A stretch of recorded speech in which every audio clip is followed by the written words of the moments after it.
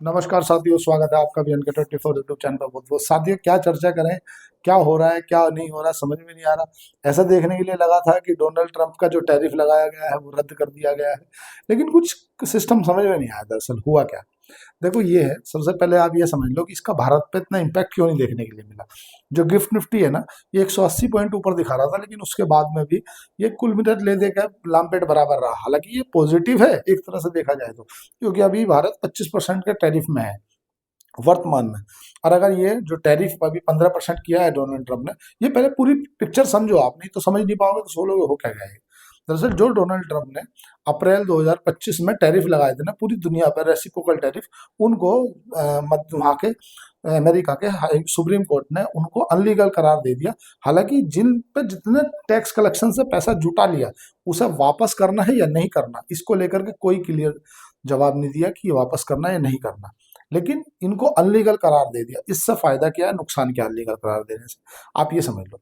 इसका नुकसान पहले तो ये है कि जिन देशों के ऊपर 25% 50% का टैरिफ था, उन पर घट गया, खत्म हो गया, मतलब क्योंकि वो अनलीगल है मतलब खत्म हो गया। डोनाल्ड ट्रंप ने तत्काल उसका एक तोड़ निकाला, और तोड़ निकाल के बोला कि मैं सभी देशों के ऊपर 10% का अतिरिक्त टैरिफ लगाने जा रहा हूँ 150 दिनों के लिए। ये वहां के राष्ट्रपति को, अमेरिका के राष्ट्रपति को ये पावर है कि वो 10% का या जितने भी उसको कंफर्टेबल लगता है, 150 दिनों के लिए, मतलब 5 महीने के लिए, 3 पंजे 15, 5 महीने के लिए वो किसी भी देश के ऊपर टैरिफ लगा सकता है। उसके पीछे लॉजिक ये होता है कि उस देश के अंदर, मतलब अमेरिका के अंदर, या तो मतलब फिजिकल डेफिसिट ज्यादा हो गया है, या व्यापारिक घाटा ज्यादा हो गया है, या मतलब उसको कहीं ना कहीं आंतरिक कोई दिक्कत है, तो इसलिए वो टैरिफ लगा सकता है, लेकिन अकेले 5 महीने के लिए। 5 महीने बाद उसे अपने यहाँ की संसद से, जैसे हमारे यहाँ लोकसभा राज्यसभा है, ऐसी उनके यहाँ सेनेट और कांग्रेस है, उसे वहां से पास कराना होगा। तो ये जो 10% का टैरिफ था, उस उसको सभी देशों पर लागू कर दिया। फिर डोनाल्ड ट्रंप को खुजली मची, उनने 15% कर दिया बढ़ा के, बोले 10 नहीं 15%। मैं बात करूंगा IDFC बैंक क्यों गिरा, और जो UPL के बीच में दरअसल हो क्या रहा है, ये शेयर क्यों गिर गए हैं, AU स्मॉल फाइनेंस बैंक क्यों गिरा है, उसके ऊपर भी चर्चा करूंगा। तो पहले आज जो टैरिफ वाली पिक्चर समझ लो। देखो, अभी भारत के लिए पॉजिटिव इसलिए है कि जब ये डील हमारी साइन हो जाती, उसके बाद हमारा जो टैरिफ है वो 18% आता। इसके भारत में अभी ये सहमा गहमी चल रही थी, क्योंकि हमारा जो एक डेलीगेशन है ना, वो अमेरिका जाने वाला था, और अमेरिका जाके इस डील पे मतलब वार्तालाप हो गया, बस साइन, अंतिम रूपरेखा पे डील थी। तो इसको भी भारत की तरफ से मतलब यथावत कर दिया गया है कि हम थोड़ा सा और दिन बाद देखेंगे, अब रोक दिया गया है, ये मान के चलो। क्यों रोका गया है, उसके पीछे लॉजिक क्या है? उसके पीछे लॉजिक ये है रोकने के कि भाई अभी एक बार देख ले, क्योंकि सुप्रीम कोर्ट ने ऐसा रोक दिया है कि ये आपने जो टैरिफ लगाया है अनलीगल है। और भारत के जो वाणिज्य मंत्रालय है, ये जो डील को लेकर के हमारा एक डेलीगेशन जाने वाला था ना, उसको यथावत रोक दिया गया, मतलब डील पे बातचीत जो है वो रद्द कर दी गई है। अभी डील पे कोई बातचीत नहीं हो रही। भारत के लिए पॉजिटिव क्यों है? भारत के लिए इसलिए पॉजिटिव है क्योंकि भारत पे अभी वर्तमान की स्थिति में 25% टैरिफ लग रहा है। 25% इसलिए टैरिफ लग रहा है क्योंकि भारत के साथ में इनकी डील ये थी कि हम 50% की टैरिफ पे थे, 25% जो हमारे पे पेनल्टी के रूप में लगाया गया था वो हटा दिया गया। तो अभी भारत में 25% का टैरिफ है। लेकिन अगर अभी हम 15% जो डोनाल्ड ट्रंप ने पूरी दुनिया पे लगा रखा है उस पर भी आ जाते हैं, तो हम 10% का हमें एडिशनल मार्जिन, मतलब प्रॉफिट होगा। और अगर हम उस पर ना आते हुए अपनी 18% पे भी रहे तो भी हमें फायदा होगा। पर क्या 15% वाले में फायदा है या जो डील हो रही है उसमें फायदा है? देखो, जो डील हो रही है उसमें फायदा है। क्यों है यार, ये कैसे? वो तो डील तो 18% में हो रही है, डोनाल्ड ट्रंप ने सब पे 15% लगाया, तो 15 में फायदा नहीं है, ऐसा नहीं है। जो वर्ल्ड ट्रेड ऑर्गेनाइजेशन है, WTO, उसका एक नियम है कि जिन देशों के साथ में अमेरिका का FTA नहीं है, फ्री ट्रेड एग्रीमेंट नहीं है ना, उन देशों के ऊपर 3.5% की एडिशनल टैक्स लगता है। तो अगर हम ये मान लें कि भाई 15% जो विश्व के सब देशों के ऊपर अमेरिका ने टैरिफ लगाया, तो 15% भारत पे भी टैरिफ लगा, क्लियर है। और 3.5% का जो WTO की माने तो अमेरिका का फ्री ट्रेड एग्रीमेंट नहीं है भारत के साथ में, तो इसीलिए भारत में वो एडिशनल ड्यूटी लगेगी। तो 15 प्लस 3.5, तो 18.5 हो गया। तो अगर हम वैसा रहने दें कि जितने में हमारी डील को लेकर बात हो रही, तो 18% है, और अगर वैसा देने दे तो हम 18.5% है। यही कारण है कि बाजार पे इतना ज्यादा इम्पैक्ट देखने के लिए मिला नहीं है। कि आपने देखो ना, बाजार में हाय हुल्लू हुल्लू हुल्लू, मतलब देखो क्या है कि अभी डोनाल्ड ट्रंप अभी किसी और ख्याल में है। अभी जहां ये टैरिफ वाले मामले से फ्री होंगे, तो फिर वो ईरान पे कुछ ना कुछ बोल देंगे। अभी ईरान पे, अभी जो देखा ना आपने, कच्चे तेल में जो कम बदलाव हुआ ना, उसके पीछे एक लॉजिक क्या है? ये हुआ है कि अभी पिछले शुक्रवार तक अमेरिका ने ये निर्देश दे दिए थे सबका, कि भाई हम ईरान के ऊपर हमला करने जा रहे हैं, सैन्य हमला करने जा रहे हैं। और पूरे विश्व को इस बात का डर था कि अगर अमेरिका हमला कर देगा ना तो स्थिति बिगड़ जाएगी। क्योंकि अमेरिका तो बड़े लेवल पर हमला करेगा। तो अब अमेरिका में डोनाल्ड ट्रंप ने उसने ये बोल दिया कि अब हम जो हमला करने जा रहे हैं ना ईरान पे, वो सीमित करेंगे। सीमित करेंगे इसका मतलब है कि लोग बाग समझ गए कि भाई अमेरिका बड़े लेवल में हमला नहीं करेगा। उसके पीछे जो सबसे बड़ा फैक्टर खड़ा है ना, जो कोई नहीं देख पा रहा, वो मैं आपको बताता हूँ, वो है Bushehr power plant. Bushehr power plant जो कि न्यूक्लियर रिएक्टर से चलने वाला पावर प्लांट है, जो कि रूस की प्रोजेक्ट है। वो बनने में बड़ा जरूर ईरान में है, ईरान की जमीन पे है, ईरान के अंदर सप्लाई हो रहा है। लेकिन उसके अंदर जो 200 से ज्यादा साइंटिस्ट बैठे हैं ना, वो बैठे हैं तुम्हारा रूस के। और अगर अमेरिका बड़ा स्तर पर हमला कर देता है रूस ईरान के अंदर, तो उसमें रूस के जो एसिड है, एसिड क्या है रूस में, जो रूस के एसिड है वहां पे ईरान में, बुशहर पावर प्लांट, वो पावर प्लांट जिस पावर प्लांट को रूस ने बनाया है, वहां पर रूस के वैज्ञानिक बैठे हैं। और स्थिति ये है कि जो बुशहर पावर प्लांट से रॉ मटेरियल निकलता है ना, जो डस्ट मटेरियल निकलता है, उसको भी रूस पैक करके अपने देश ले जाता है। तो ये डील है। हालांकि बांग्लादेश में भी एक ऐसी पावर प्लांट बन रहा है जो कि भारत के सहयोग से है और रूस की कंपनी बना रही है। और रूस ने ये बात अमेरिका को सख्त निर्देश में समझा दी कि अगर आपने बुशहर पावर प्लांट पे किसी भी तरीके का नुकसान पहुंचाने की कोशिश करी ना, तो जो चिरलाबिल हादसा हुआ था उससे भी बड़ा हादसा होगा। अगर आप नहीं जानते तो मैं आपको जानकारी के लिए बता दूं कि जो चिरलाबिल है ना, आप उसको देखना, वो अभी यूक्रेन में पड़ता है। वहां पर एक पावर प्लांट में जो न्यूक्लियर रिएक्टर था ना, वो ब्लास्ट हो गया था। उसके बाद आज लगभग 150 वर्ष हो गए, आज भी वहां पर जमीन रहने लायक नहीं बनी है। और ज्यादातर लोग फेफड़े बीमार से, कैंसर से, ऐसी गंभीर बीमारियों से मर गए थे। तो ये जो पावर प्लांट होते हैं ना, न्यूक्लियर पावर प्लांट होते हैं, बहुत सेंसिटिव होते हैं। और आपको मैं जानकारी के लिए बता दूं, थोड़ा सा आउट द वे हो जाएगा, इस बात को हालांकि बताना कोई ओपनली नहीं चाहिए। देखो जो रूस है ना, रूस ने अपने देश के अंदर एक ऐसा सेंसिटिव चीज एक्टिवेट कर रखी है कि अगर किसी कारण से दूसरे देश रूस पर हमला कर देते हैं ना, और रूस में जो उनकी न्यूक्लियर सबमरीन है या न्यूक्लियर जहां पे उनकी मिसाइलें रखी है ना, वे आने वाले 30 मिनट तक पहले देखेंगी। अगर उन्हें लगेगा कि ये जो हमला है ये न्यूक्लियर का हमला है, तो आने वाले 5 सेकंड में हमला कर देंगे। 10 सेकंड का उसमें टाइम है। 10 सेकंड तक अगर कोई कमांड नहीं मिलती है ना कमांड सेंटर से, तो 10 मिनट बाद ऑटोमेटिक पहले पूरे उसको अपने आजू बाजू को ऑब्जर्व करेंगी। ऑब्जर्व करने के बाद अगर उन्हें ऐसा लगेगा कि नहीं, अब देश के ऊपर परमाणु हमला हो चुका है, तो रूस के पास सबसे ज्यादा परमाणु हमले के लिए रेडी टू फायर मिसाइल है। मिसाइल सबके पास है परमाणु। हमारे पास 180 है, हमारे पास जो परमाणु हथियार है 180 है। और लेकिन रूस के पास में हजारों में है भाई, 5000 है। रूस ये कई बार बोल चुका है कि अगर इस धरती पर रूस नहीं रहा तो किसी को रहने का कोई अधिकार नहीं है। तो इस बात को तुम केवल अंदाजा लगा सकते हो कि रूस कितने आगे की सोच कर चलता है। खैर, वो आगे चलते हैं। तो ये बात तो मैं पहले ही बता दिया था। अगर आप मेरी वीडियो को कंटिन्यू फॉलो करते हैं तो मैंने बताया था कि अमेरिका ईरान के ऊपर थोड़ा बहुत एयर स्ट्राइक करेगा, जिससे प्रेशर टैक्टिक्स का इस्तेमाल किया जा सके, जिससे ईरान को टेबल पर लाया जा सके कि आप बात करो, नहीं तो हम करेंगे। यही अमेरिका करता है। अमेरिका हर संभव प्रयास करता है प्रेशर टैक्टिक्स का कि आपको झुकाया जा सके। अब झुकाने के लिए जो करना पड़े सो करता है वो, लेकिन वो फुल फेस में वो वार नहीं करेगा। यही कारण है कि अमेरिका ने पाकिस्तान से मदद मांगी थी कि आप अपने 30,000 सैनिक रेडी टू फायर के लिए हमें दो, जिससे अगर हमें ईरान पे हमला करना पड़े तो हम आपके सैनिकों को वहां मरने के लिए भेजें, उसके बदले में हम पैसा दे देंगे। तो पाकिस्तान तो कटोरा लिए खड़ा ही है। पाकिस्तान को क्या चाहिए भैया, आप तो दे दो, हम तो मरने के लिए तैयार हैं। कहने का मतलब ये है कि जो क्रूड ऑयल में, जो कच्चे तेल में आज थोड़ा सा नरमाहट देखने के लिए मिल रही है ना, उसके पीछे कारण ये है कि अमेरिका ने बोल दिया है कि हम ईरान के ऊपर फुल फ्लेज वार नहीं करेंगे, छोटी मोटी एयर स्ट्राइक करेंगे। इससे मतलब ये निकल के आता है कि हाँ, हो सकता है चुनिंदा जहां पे खामनेई बैठा है या चुनिंदा जो स्टेप है ना, वहां पे अमेरिका की तरफ से एयर स्ट्राइक की जाए। अब अमेरिका को एयर स्ट्राइक करनी क्यों पड़ रही है? दरअसल अमेरिका की नस दबी है यहूदियों के हाथ में। यहूदी मतलब इसराइल। इसराइल वाले जैसे घुमाते हैं, सब मजबूरी है। आप इसराइल को छोटा अमेरिका मानो, जहां इसराइल युद्ध में हो ना, वहां ऑटोमेटिक अमेरिका युद्ध में, आप ये मान के चलो। क्योंकि इसराइल का सिंपल सी फिलोसफी है, इसराइल के 7 देश हमेशा युद्ध में खड़े ही रहते हैं। मतलब जैसे अपने यहाँ पे है ना, एक देश के साथ में अगर युद्ध को लेकर कंफ्लिक्ट हो गया था तो हम घबरा गए थे, मतलब देश में पैनिक जैसी सिचुएशन हो जाती है। अपन तो क्योंकि 1972 में युद्ध लड़ लिए, हम तो ये युद्ध लड़ने की आदत होगी। लेकिन पाकिस्तान जैसा देश है, अगर कहीं से कंफ्लिक्ट बढ़ जाए तो वो उसकी हालत खराब हो जाती। भारत से वो भिड़ना नहीं चाहता। क्यों नहीं भिड़ना चाहता? मैं आपको थोड़ा सा आउट द वे है वो बताना चाहता हूँ। इसराइल के साथ में भारत ने डील करी है कि आप हमें अपनी जो टेक्नोलॉजी है वो शेयर करो। और आपको पेगासिस का नाम याद होगा। पेगासिस एक ऐसा वायरस था जो कि आपके मोबाइल में केवल मिस कॉल आएगी और आपका मोबाइल हैक, आपको मिस कॉल आएगी और आप किससे बात कर रहे हो, क्या बात कर रहे हो, व्हाट्सएप पे क्या चैटिंग करी है, पूरी आ जाएगी। वो पेगासस वायरस था। जो आपने देखा वो राहुल गांधी ने बहुत हल्ला मचाया था, पेगासिस पेगासिस पेगासिस। वो यही पिक्चर थी पेगासिस की। और ये किसका जनक था? ये तुम्हारा इसराइल ने। इसराइल के जो यहूदी है ना, वो नंबर में तो बहुत कम है, लेकिन आपको जानकर आश्चर्य होगा, जो इलोन मस्क है ना, जो दुनिया का सबसे बड़ा अमीर आदमी है, वो यहूदी है। मतलब यहूदी नंबर में कम है, पर लेकिन एक से एक बिलियनियर। जो तुम्हारा वॉरेन बफेट यहूदी है, तुम्हारा एलोन मस्क यहूदी है, जो फेसबुक का मालिक है, जिस तुम व्हाट्सअप चलाते हो, फेसबुक चलाते हो, यहूदी है। मतलब ज्यादातर गूगल, जो जो गूगल चलाते हो, जेमिनी चलाते हो, जो भी चलाते हो, सबका कहीं ना कहीं यहूदियों में कंट्रोल है। पर पैसे वाले हैं, बहुत अपने देश को ज्यादा मानते हैं, ऐसा मान के चलो। खैर वो आउट द वे हो जाएगा, आप पॉइंट पाओ। और यहूदी सबसे बड़ा दुश्मन मानते हैं पाकिस्तान को।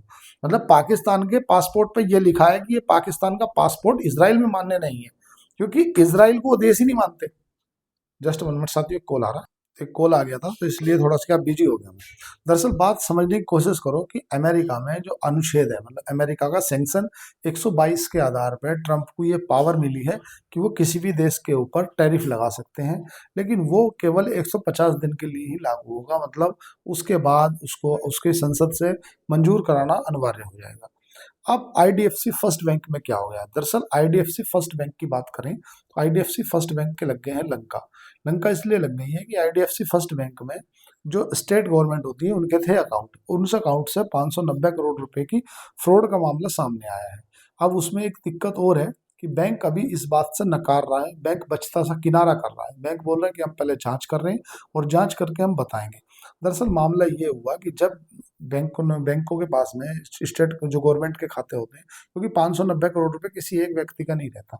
तो जब किसी, मान लो मैं स्टेट गवर्नमेंट हूँ, मेरा हरियाणा सरकार हूँ, मैंने अपना अकाउंट चेक करा, मैं अपने अकाउंट को क्लोज कराने गया तो अकाउंट में डिपोजिटरी में गड़बड़ पाई गई। मतलब मेरा खाता मांग रहा है 10,000 करोड़, मेरे पास में है 9,400 करोड़, तो मतलब 600 करोड़ कहाँ गई? तो ये डिफरेंस हुआ। समझने की कोशिश करना कि इसमें धांधलेबाजी में एयू स्मॉल फाइनेंस बैंक का भी रोल है। तो इसीलिए एयू स्मॉल फाइनेंस बैंक भी गिरा और तुम्हारा आईडीएफसी फर्स्ट बैंक भी गिरा। आईडीएफसी फर्स्ट बैंक में 10% का पहले लोअर सर्किट पर खुला। ये 86 रुपए के आसपास कारोबार कर रहा था फ्राइडे को। तो जैसे ये खबर आई, चंडीगढ़ की ब्रांच की खबर है, ये चंडीगढ़ ब्रांच में खबर हुई है। इसीलिए मैं बोलता हूँ कि अगर आप स्टॉक मार्केट में आए हो ना और आप शेयर बाजार में काम कर रहे हो, तो आपने मेरा वित्तीय सलाहकार के मत आओ, क्योंकि जो फाइनेंशियल एडवाइजर है उसका काम ही ये है। भाई आप, मैं कह रहा हूँ कि आप घर का एक वकील रखते हो, जब भी आपको कोई छोटे मोटे मामले होते हैं किसी वकील के पास जाते हो।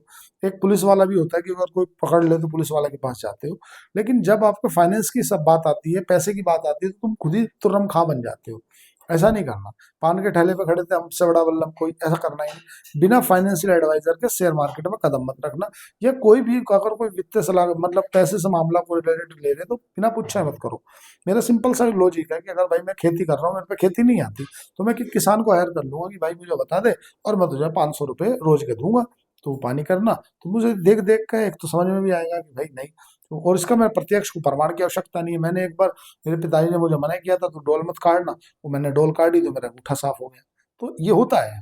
मतलब ये बिल्कुल बिहेवियर है इंसान की, कि पैसे के मामले में बोलता है कि हमसे बड़ा ज्ञानी कौन, हम दूसरे को ज्ञान दे दे। तो ऐसा नहीं करना। जो ए स्मॉल फाइनेंस बैंक है, जो आईडीएफसी फर्स्ट बैंक है, इनके 590 करोड़ रुपए के घोटाले हो गए। घोटाला ही माना जाएगा जब तक इस बात की क्लियर रिपोर्ट नहीं आ जाती कि दरअसल हुआ क्या है। आज यस बैंक के साथ में क्या हुआ, अब नीरव मोदी ने जो पैसा लेकर भाग गया क्या हुआ। तो जो बैंक होते हैं ना, ये बैंक एक अंडी, समझ लो एक कुआं है, वो बिल्कुल काला है, काला कुएं के अंदर आप हाथ घुमा रहे हो, ऐसा मान लो बैंकों के अंदर। क्योंकि क्या हो रहा है, जस्ट 1 मिनट साथियों, आज सोमवार है ना, तो बहुत क्लाइंटों के फोन आ रहे हैं, भैया क्या क्या, तो इसलिए थोड़ा बिजी हूँ मैं। तो आज क्या है कि देखो, सबसे पहली बात तो ये है कि आपने आईडीएफसी फर्स्ट बैंक में देख लिया, या आपने पंजाब नेशनल बैंक में देखा, या बैंकिंग सेक्टर में आपने यस बैंक में देखा। तो ये जो होते नहीं, ये अंधे कुएं हैं, इनके अंदर आप हाथ घुमा रहे हो। या कोई सा बैंक ऐसा होता है देखने में बाहर से अच्छा, हमेशा चार्ट को मत देखो, चार्ट ऊपर जा रहा हो भागो पकड़ो, चार्ट नीचे, नहीं नहीं नहीं नहीं नहीं।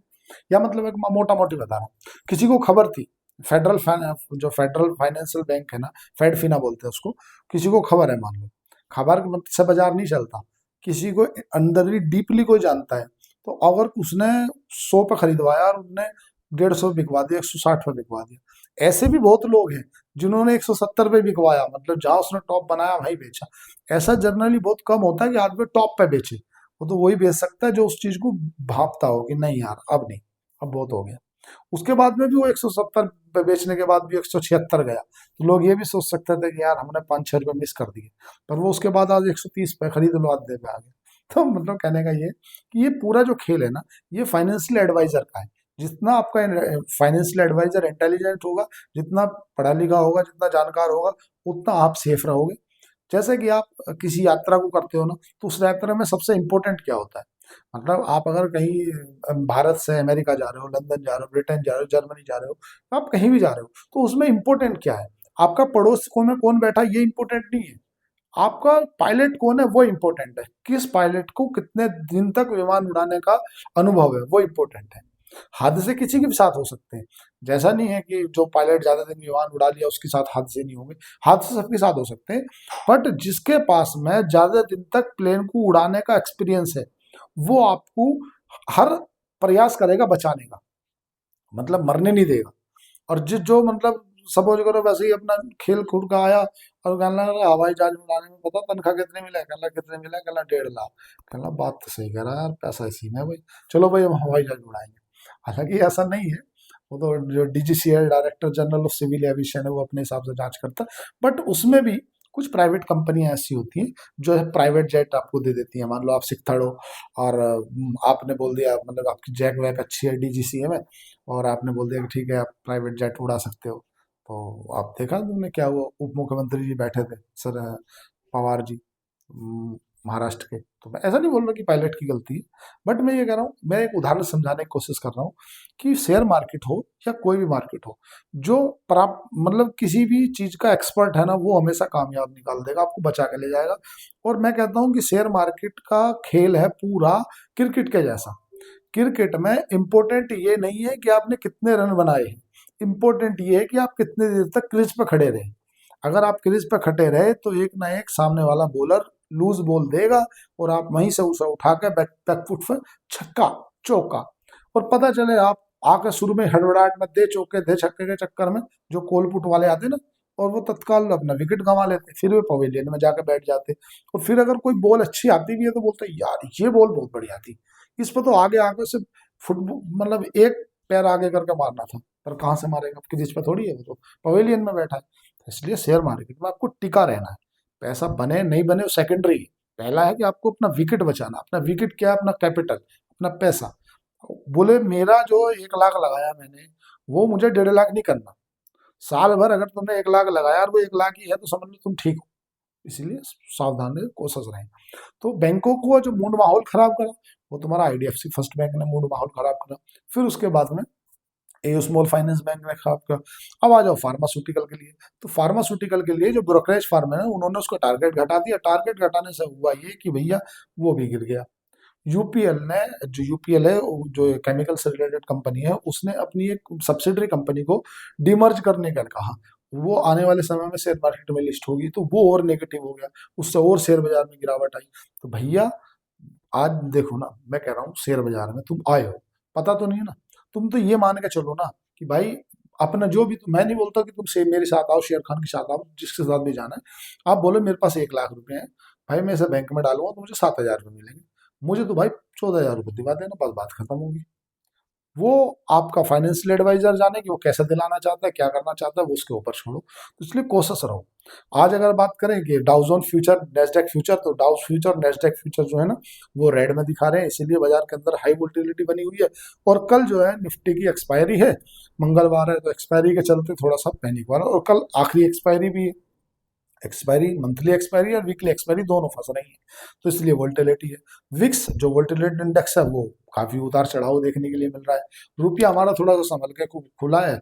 अगर बात करें चांदी और सोना की, तो चांदी में तो फिर से थोड़ी सी रौनक दिखने लगी है, 11,000 की तेजी के साथ में बंद हुई है। 11,000 से 15,000 के बीच में ही कारोबार करती रही।